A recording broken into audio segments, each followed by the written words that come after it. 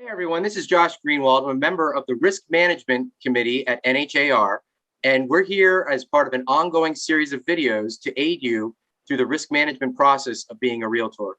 Today, we're going to be discussing escalation clauses, something that all of you are very familiar with. It's become very commonplace in the market these days of this gotta get it, gotta win.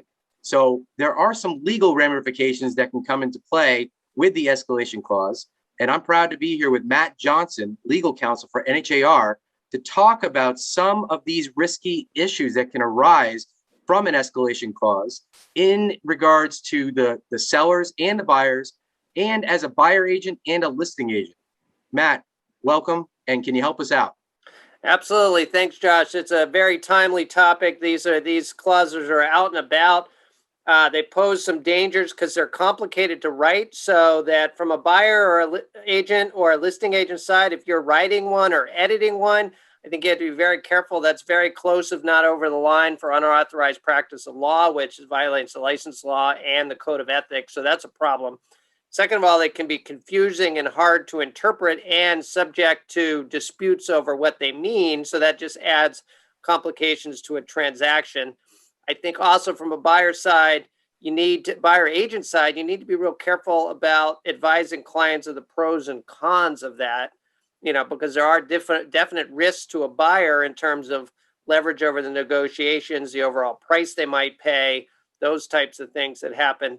From the listing side, it may seem like, why would I care? Escalation clauses are great.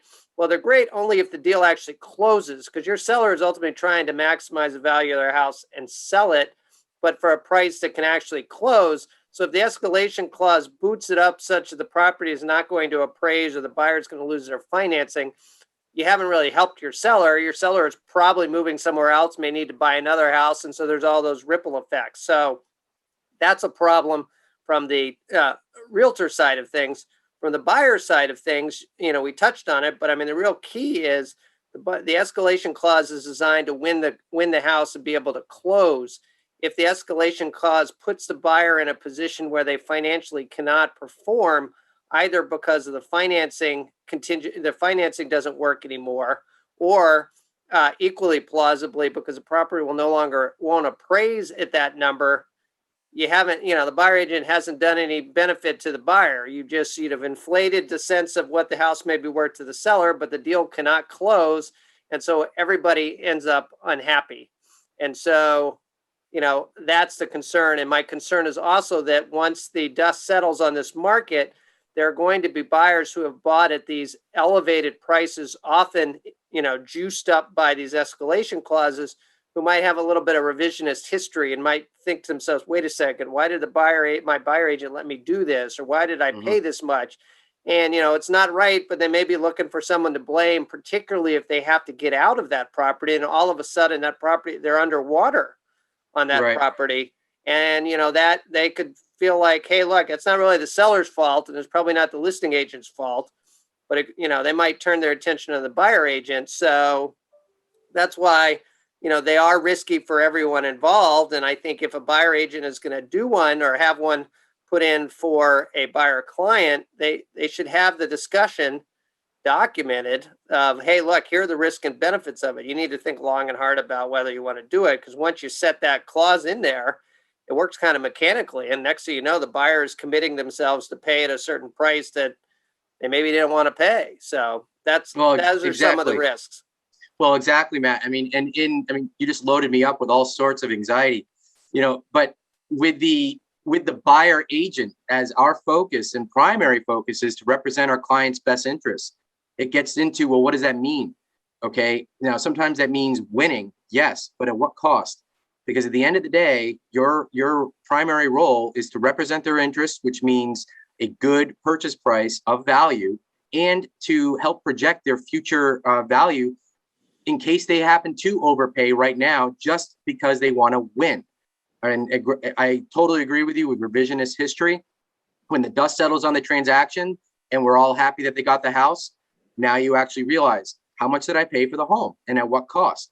So as buyer agents, I certainly can feel that responsibility. All right. And sometimes we get lost in the emotion of just being number one and winning the deal. on terms of the listing agent side, I agree with you because it must be an appraisal proof contract. So we're all excited that you have 6 or 7 offers coming in, all 10 to 20% over asking price, but which one of those is going to appraise and get through? So just because it's the highest doesn't mean it's the best offer. Completely agree. So those are the right things to think about. The only thing I could do to alleviate a little bit of anxiety is it's ultimately not your decision. So all you're required to do as a realtor is provide good advice and lay out the pros and cons and the options. So as long as you've mapped out the risks and the benefits, and particularly preferably in writing and something that you hold on to, if your client decides, you know what, nope, I'm winning, I'm getting this property, I can do it, I can afford it.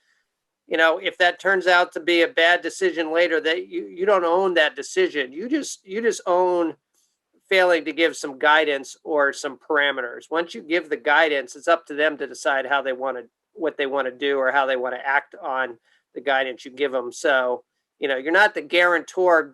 The good news is you're not the guarantor of the transaction. You just need to make sure that they go into the transaction with their eyes wide open. Now, as in a legalese standpoint, there are no like NHAR forms for escalation clauses currently.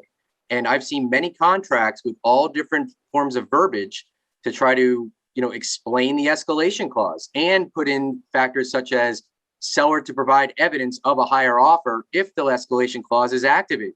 Actually, that's how I write it. Are there any confidentiality issues when it comes to them presenting paperwork from another offer to verify proof? Great question. Typically, no, because under our rules, there is no obligation to keep an offer confidential unless that buyer that submitted the offer requires it to be kept confidential and the seller agreed to those terms. So typically, you're okay there.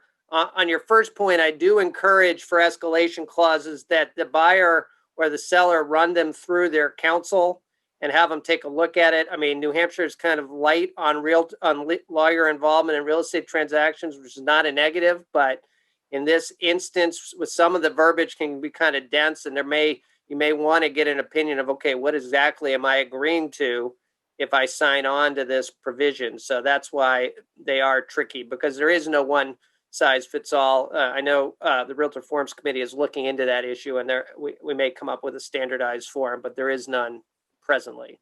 So in summary, escalation clauses are a reality. However, we need to be very careful about how they're worded and about how we advise our clients, both buyers and sellers, to ensure that they're making the wisest choice when making a purchase or when selling their property.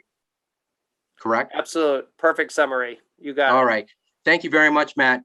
That was Matt Johnson, our legal counsel for NHAR, and we were discussing escalation clauses. And thank you so much for your time.